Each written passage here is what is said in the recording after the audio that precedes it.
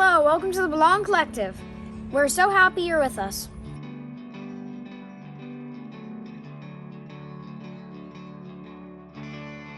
If you haven't already, make sure you sign up for our book club.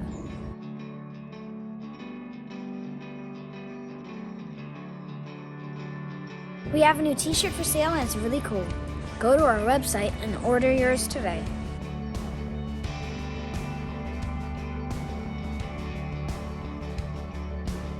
Thanks for being with us this Sunday.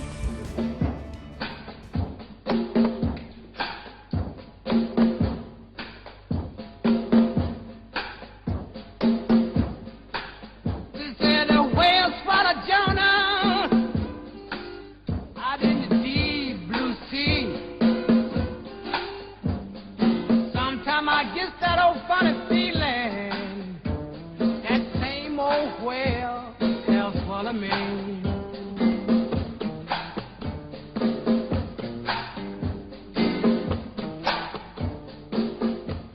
Well, good morning. Today we start a new series on the book and life of Jonah. Yes, an old school story. We're kind of going to go beyond the flannel graph, look at this story a little more for what it's really communicating about who God is, about how God relates to us, some lessons that we might learn from this story, again, beyond what you would typically learn in Sunday school, or maybe even some of the details that you might remember from the story. So right now, just raise your hand if you've heard of the Jonah story. Very likely that many of you are raising your hand awkwardly while looking at a screen right now. But most of us have heard of the Jonah story. And if I was to ask you name one thing that you and most people remember about this story, it would be the word fish or whale, right? Like the whale. That's what we typically remember about the story. This is one of those legendary stories that no matter who you talk to, if they have a church background or they don't, if they believe in God or they don't, if they even know the Bible or they don't, they might know who Jonah is, and they might know that Jonah was swallowed by a whale, right? That's typically been my experience, at least, and so this is a legendary story for that purpose, but it's far more than a story about a whale. And for many of us, as we learned this growing up in Sunday school, that's kind of all we were taught to focus on. But there's just so much more depth in this, and I'm hoping over the weeks that we study this book that we find some little nuggets here and there of things that we can hold on to about God's character, because I really believe it's a story about God's gentle, humble, gracious, and patient character toward his creation. And so what a great opportunity for us to potentially be comforted by this story. And even more so, it's a story, I think, that assures us that God is not exclusive to one people, but instead that God extends his grace and love to all creation and even to the worst of the worst. And so this story really helps us see that. Now, to start, have you ever asked God to use you? Like, maybe you have the type of relationship with God where you might say, God, please direct my path. God, please give me a purpose. Show me what your vision is for my life. And then you just sense that like God intervenes and shows you this path or this direction or this thing. And you're like, thanks, but no thanks. That's not what I had in mind. I wanted to be a famous YouTuber, not that, like, or whatever, right? Like you have this idea of what you want, and then you ask God to kind of intervene, and God opens a path, maybe, or that's what you sense it is, and then you're like, that is not what I wanted, and then you're like, okay, but use me, God, just not in that way. This is kind of the story of Jonah. So the setting of the story, as we kind of get into this book, just to kind of get an understanding of the landscape, the Jewish people were in exile in Babylon, and they return to their homeland, but they're incredibly bitter. And they had just come out of oppression. And so that coming out from oppression, like you're going to have a certain amount of bitterness, frustration. You've you've been through the ringer. Let's put it that way, right? And so the book of Jonah is a protest against the developed narrowness, right, of the Jewish community after exile. So they've been through this exile. They've grown to have no vision for how they might align with other nations, communicate with other nations, see God at work in other nations. And it's an attempt, you might say, that this book to recapture God's love for all, not just the people of God, right? So when we become narrow-minded, or we become narrow in our focus even for our own life, it's often that God enlarges our focus, whether that's through a person, through a word, through a door that opens up in our life.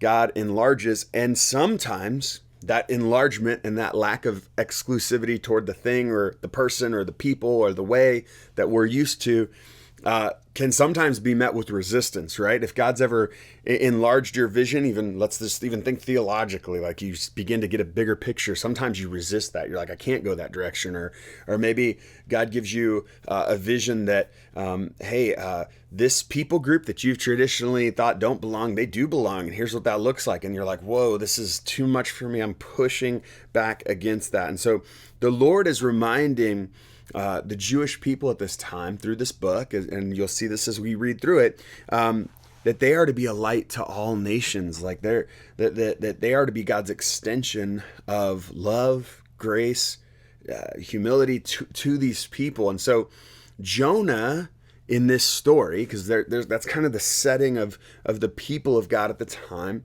the Israelites, and Jonah is the prophet.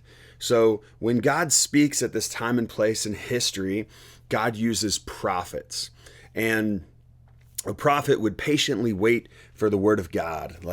And the prophet would be pretty much like constantly singing oceans, like call me out into the water, wherever you need to tell, like it would just be like that would be their job, right? Waiting on the voice of God and saying, I'll go wherever you send me. I'll say whatever I need to say to the people. I'll be the one who will be the radical, trailblazer kind of type person. And so Jonah is in a long lineage of prophets and is a prophet himself, and knows the role of the prophet is to be the one who's out in front and who's telling people, calling them to repentance, to direction, to a new vision, like all of these things. That's Jonah's role. And so Jonah is waiting and waiting and waiting on God to speak. And then God answers. And this is where we start the story. So Jonah 1, verse 1 starts this way. We'll read verse 1 through 3. The Lord gave this message to Jonah, son of Amittai. Get up and go to the great city of Nineveh. Announce my judgment against it, because I have seen how wicked its people are. But Jonah got up, went in the opposite direction to get away from the Lord.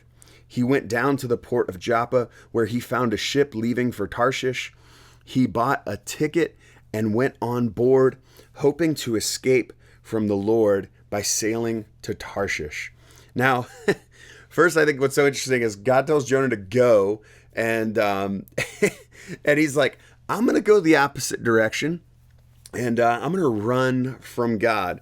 And so he runs from God. And for most of us, like the story, the way it was handed to us, was without a whole lot of context for why Jonah might run. It's kind of like Jonah was just disobedient. But Jonah's the prophet. Like, he's been waiting on this word from the Lord. Like, it's not as simple as like Jonah's just a disobedient person and doesn't want to go the direction of God. There's something going on here. And so when we ask ourselves, like, why does Jonah run? The answer is Nineveh. Nineveh is the Assyrian capital city. Nineveh today would be Mosul, Iraq, just for kind of context geographically of where we're looking at and where he would need to travel to. They're arguably the most evil and cruel nation maybe to ever exist. And they would have been infamous at this time in history, known by all. And so some pictures I can show you. This picture represents the gates of the city of Nineveh and how they would impale and leave people dismembered from their conquests at the gates to warn visitors. So they would have these dead bodies at the gate, so you would know exactly what you're getting into if you're going to try to come into their city. This next picture, headhunters were quite popular through Assyria. This shows a totem pole like the gathering of the heads of those they've conquered. This picture, one of the gruesome things that the Assyrians were known for was that they would flay people alive, skin them alive. Like you look at the Assyrians and you're like, wow, this is pretty brutal. The Assyrian king Ashur Nasir Pal II said this: I flayed as many nobles as had rebelled against me, and draped their skins over the piles of corpses.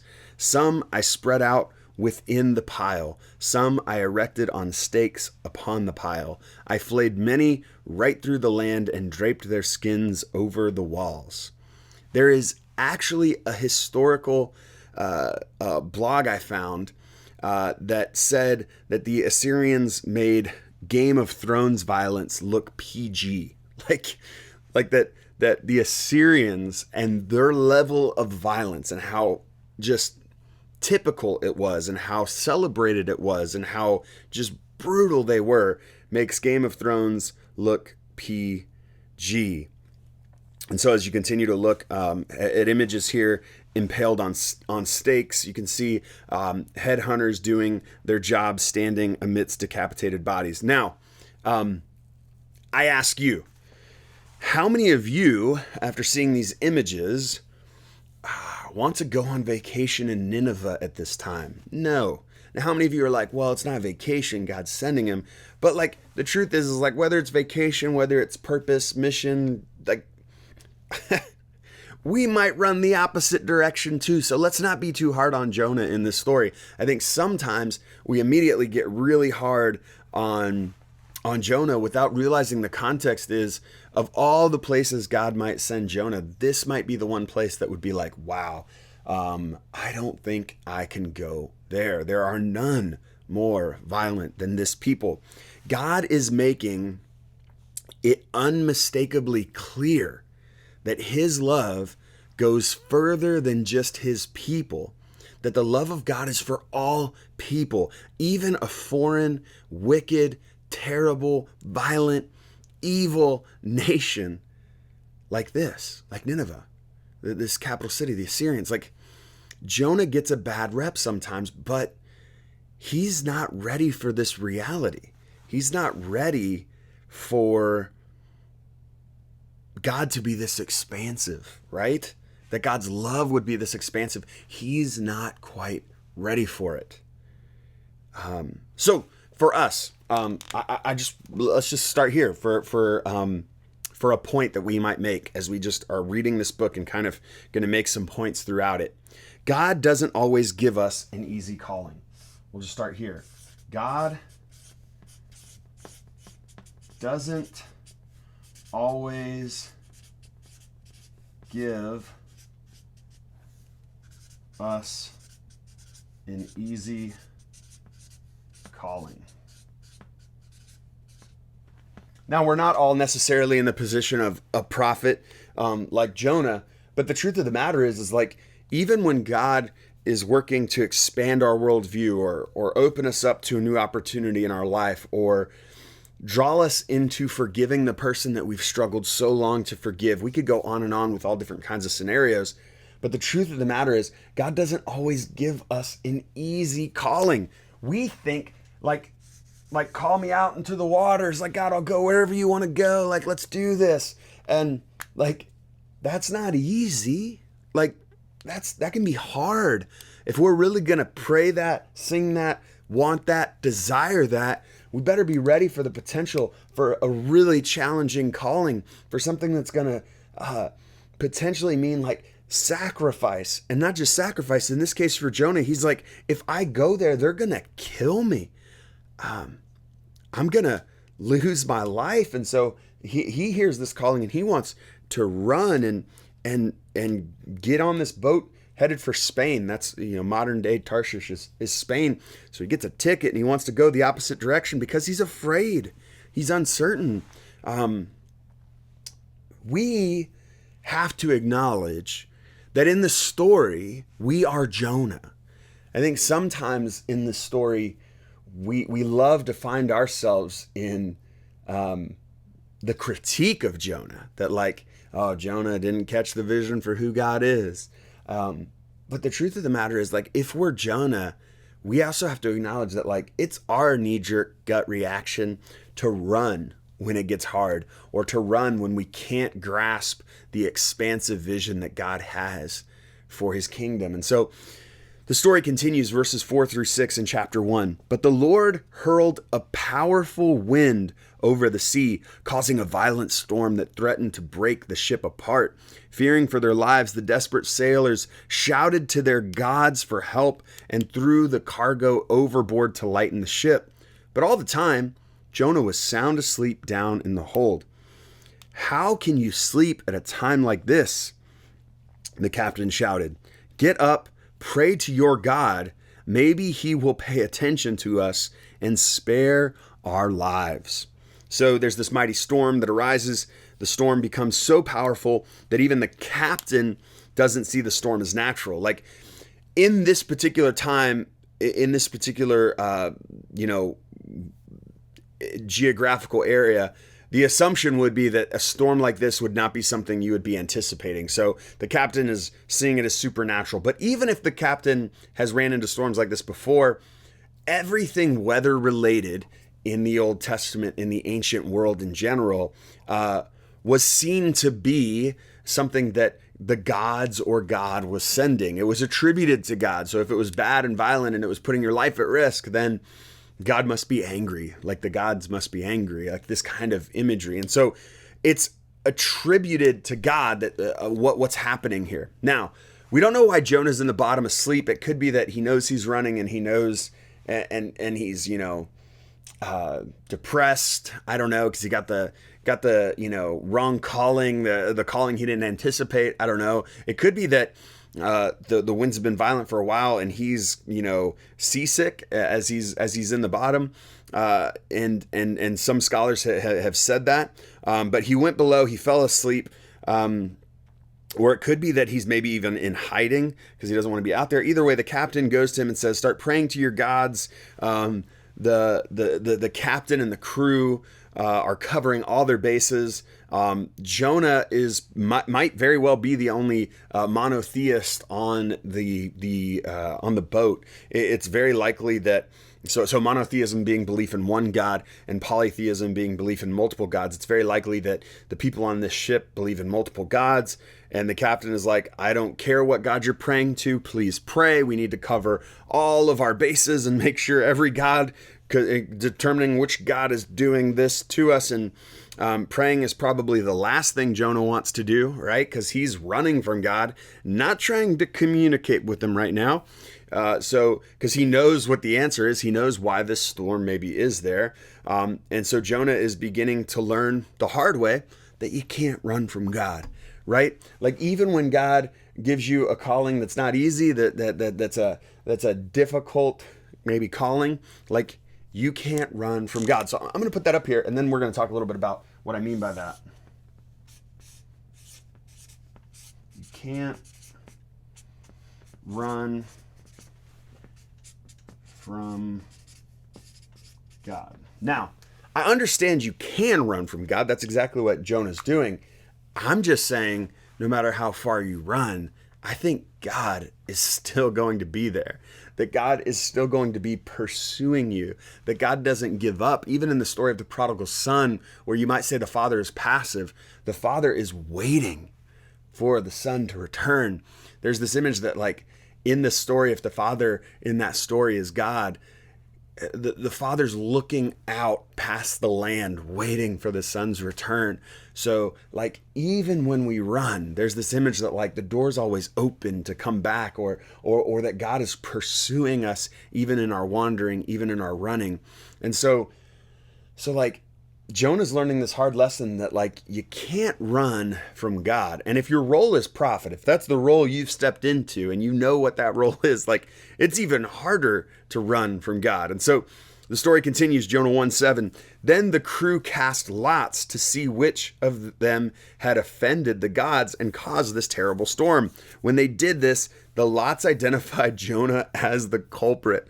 So they cast lots. This is an ancient way of decision making. It's actually sheep knuckles that are more like dice. They kind of make them like dice. If you remember in the New Testament, when Matthias replaces Judas as a disciple, they cast lots to decide, because there's more than one potential disciple to replace Judas, and they all have good merit, good resume, whatever you want to say, like, and so they decide to cast lots whether it's going to be Matthias or Justus, and instead it's and the lots come up that it's Matthias. And so, you might think this is really weird, like to throw it to chance, dice, to determine. And Proverbs 16:33 says this: the lot is cast into the lap, but its every decision is from the Lord. And so there's this idea that in this ancient practice of casting lots, that when this would be practiced, this kind of dice throwing thing, like that God was at work in this. Like when you were between or in a situation where you just didn't have the answer, you could do this practice of casting lots. And who does the lot fall on? Jonah, of course, because Jonah's still trying to outrun God, and he can't outrun God because God's going to use this ancient practice of casting lots. And now the interrogation begins, because they know now they got this stranger on board who's just chilling in the bottom while, all hell's breaking loose on the boat. And now the lot has been cast, and it shows that he is the one who's responsible for this. So now they interrogate Jonah, and here's how that goes. "Why has this awful storm come down on us?" they demanded. "Who are you? What is your line of work? What country are you from? What is your nationality?" Jonah answered, "I am a Hebrew, and I worship the Lord, the God of heaven, who made the sea and the land." The sailors were terrified when they heard this, for he had already told them he was running away from the Lord. "Oh, why did you do it?" they groaned. And since the storm was getting worse all the time, they asked him, "What should we do to you to stop this storm?" "Throw me into the sea," Jonah said, "and it will become calm again. I know that this terrible storm is all my fault." Instead, the sailors rowed even harder to get the ship to the land, but the stormy sea was too violent for them, and they couldn't make it. Then they cried out to the Lord, Jonah's God. "O Lord," they pleaded, "don't make us die for this man's sin, and don't hold us responsible for his death. O Lord, you have sent this storm upon him for your own good reasons." Then the sailors picked Jonah up and threw him into the raging sea, and the storm stopped at once. The sailors were awestruck by the Lord's great power, and they offered him a sacrifice and vowed to serve him. So chances are the sailors knew of the Hebrew God. They had some, reputation attached to that, probably all kinds of experiences maybe even attached to that. I don't know. But chances are they've heard some powerful stories about this God, because they believe, like when they say you believe in God, like what should we do? Like they seem to know this God or have some attachment to this God, have some story of this God. And Jonah says, "Throw me over." And then they refuse to throw him over. And why? Because they know he's going to die if they throw him over. The storm's that bad. And so they choose to try to row back to shore, because they're like, we don't want to be responsible for a man's death here. And then they realize this isn't working. Now it looks more and more like they're all going to die. So it becomes this question of like, let's ask for forgiveness in advance for what we're about to do, because we're going to need to throw this guy overboard. And they do. And what happens is they get this kind of encounter with God in a real and raw way, where all of a sudden everything calms down. And it says they make sacrifices and an oath to God. And you're just like, even in Jonah's running, like, God's using him. Even in his encounters on this ship where he's running away, God is using him to expand the message of God, like the grace of God, the love of God, the inclusion of God. Like, and this is where, I guess, point 3, God can use us even when we run. So point number 3, God can use us even when we run. So you can run away from God, like, you can try. I mean, God's going to be there even when you run. And it might actually be that when you run from God, because you think you can, you actually run right into an opportunity and a door that God opens, which is what happens with Jonah. Like, the fact that Jonah runs actually gives all of these sailors this experience with God that they previously didn't have. Changes even their outlook on life. And, you know, Jonah's called into something, ignores that calling, runs, and makes a mistake in that. And what happens in our own lives is sometimes we feel God calling us somewhere. Like, maybe you were 25 years old and you felt so clearly that God's told you to go a particular direction, but you went another direction. And now you're 30, 35, 40, 50 maybe, and you're like, oh, I got on the wrong boat. There's nothing God can do with me now. And the truth of the matter is like, God can work on that boat too. Like, even when we run, God can work in our life, through our life, in our story. God can use us right where we are, even when we run. And I think for some of us, we're like, if I could just go back to that point and have made a different decision, gone a different way, like, and we live in this world of regret and feeling that like we can't be used by God. The story of Jonah reminds us that, like, even when we get on the wrong boat and are committed to the wrong direction, like, even if it's explicit that we're committed to that God can pick us up right there and use us in that moment. That is the love of God, the generosity of God, the grace of God at work. God does not stop being God because you ran. Like, let me just say that again. God does not stop being God because you ran. The character of God doesn't change. Stop thinking your decisions are that powerful to change the character of God toward you. Someone taught you that. Someone taught you God is now going to have a different character and a different attitude towards you because you made a mistake. In this story, God's actually orchestrating so much for the sake of Jonah and for the sake of even his expansive love, even toward these random sailors. This is a little bit more than you get in Sunday school, right? When you get the cool whale that swallows Jonah. Like, so much has happened in this story before we even get to the fish or the whale, right? And so much is applicable to our own lives and our own failures and our own shortcomings and our own hard hearts that fail to see the expansive nature of God.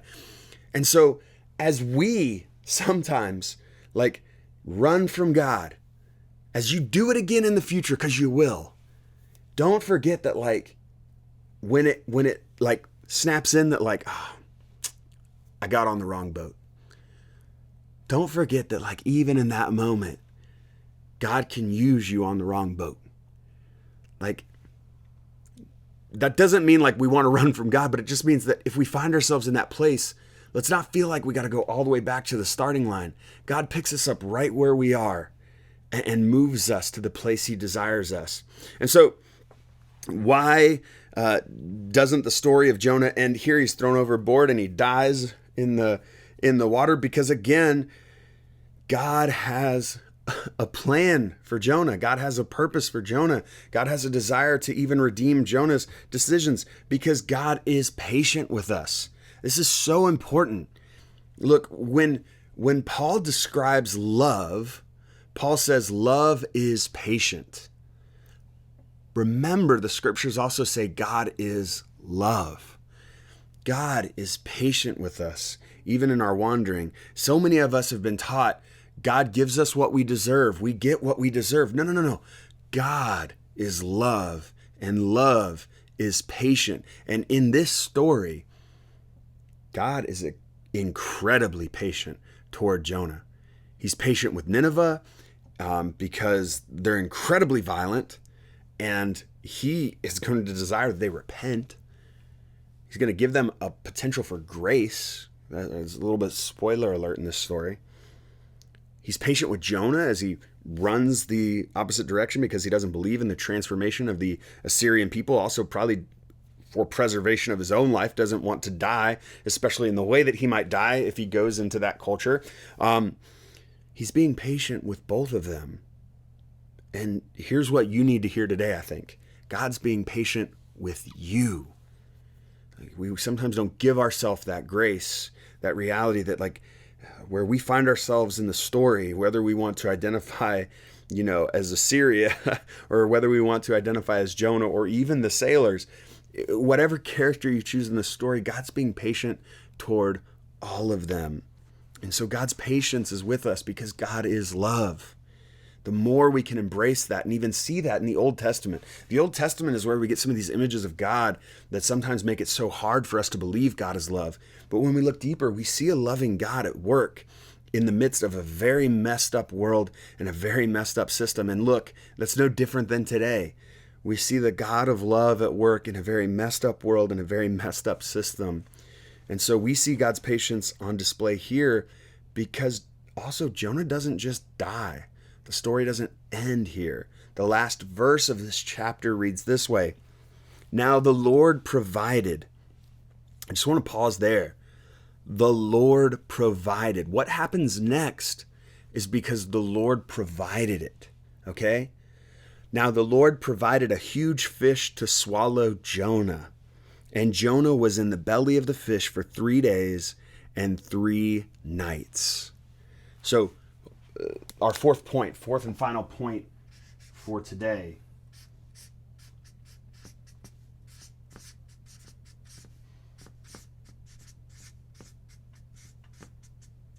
The Lord provides. The Lord provides. We often see the fish, I feel like, as a curse. That Jonah has to live in the belly of this well because he was swallowed by a fish or a whale. Again, we'll talk more about that. But we'll talk more about that next week. But we see this fish as this curse, this thing that ultimately is a negative for Jonah. But it's actually the thing that saves Jonah. The fish saves Jonah. The Lord provided the thing that saved Jonah even during his wandering and running away and desiring to get on the wrong path. And again, like I said, next week we'll talk more about the fish and Jonah's time in the fish. And I'm sure we all have questions about that because this is one of those stories that tends to get on the list of things that we begin to say, that's a little too fanciful, a little too kind of myth for me. But we'll talk about that next week. For today, I want us to focus on this final question. What is the purpose of this first chapter? What is it communicating to us? If we really paused and we were to say, okay, what is the purpose of chapter 1 of the book of Jonah? And I would say, if I was to answer this and to kind of give a summation of chapter 1, and what I would actually say is a summation of the whole book, but ultimately chapter 1 is this. The love of God is relentless. The love of God is relentless. I think this is true of the Jonah story. Relentless, because whether we look at this chapter and we see that God is desiring to send his prophet to Nineveh, which is like, why not just call fire down? You don't need a prophet to be a part of this. Like, or whether we see Jonah wandering and God having patience and grace and love, the relentless love of God is available for Jonah even when he runs. The relentless love of God is available even for the most violent of people who are harming God's creation. Like, even the love of God is relentless for you and for me. This is the good news we talk about. Like, when people say good news, we sometimes throw that over everything. We label it over everything. But it's good news that the love of God is relentless, even in our running, even in our wandering, even in our brokenness, even when we are downright evil and causing pain to others. God's love is relentless for us.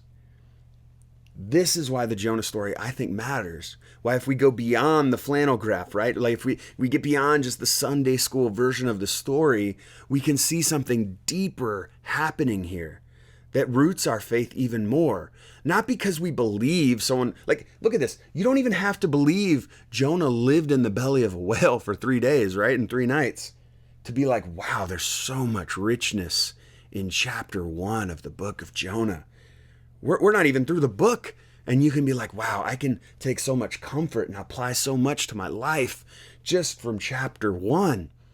Yes, because we'll talk again more next week about the fish, but sometimes we get so caught up with the fish that we miss the bigger story. This is a story of God's relentless love for you and for me, and so let's accept it as such a story.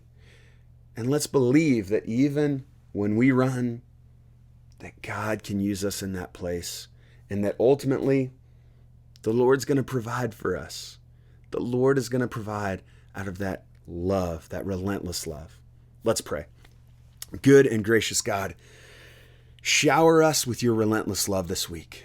We need to feel loved. We need to know your loving posture toward us. For some of us, we believe that we've run, and that ultimately in our running, in our wandering, we're so far from you and there's no way that we could ever make our way back to you. Some of us believe that our running has ruined our purpose. We're reminded in the story of Jonah that, like, there's no running. There's no running that we could do. There's no amount of rowing we could do to get away from you, God. That ultimately you can repurpose our story. You can start even from a ship that we weren't supposed to be on, and you can draw us back into your presence. You can create even a plan for rescue. God, help us find our purpose. But ultimately, may our purpose be in your love. That we find your love in our life, that we come to know it, and then we come to extend it to others. That your relentless love is the model for how we do life, for how we interact with one another. That we desire to be relentless in our love as you are relentless in the way you love us. So God, today remind us that your love is patient with us. Even when we get it wrong, your love is patient. May we embrace that, and may you remind us of that reality. In the name of Jesus, amen. Thanks again for being with us. Have an amazing weekend. Good work.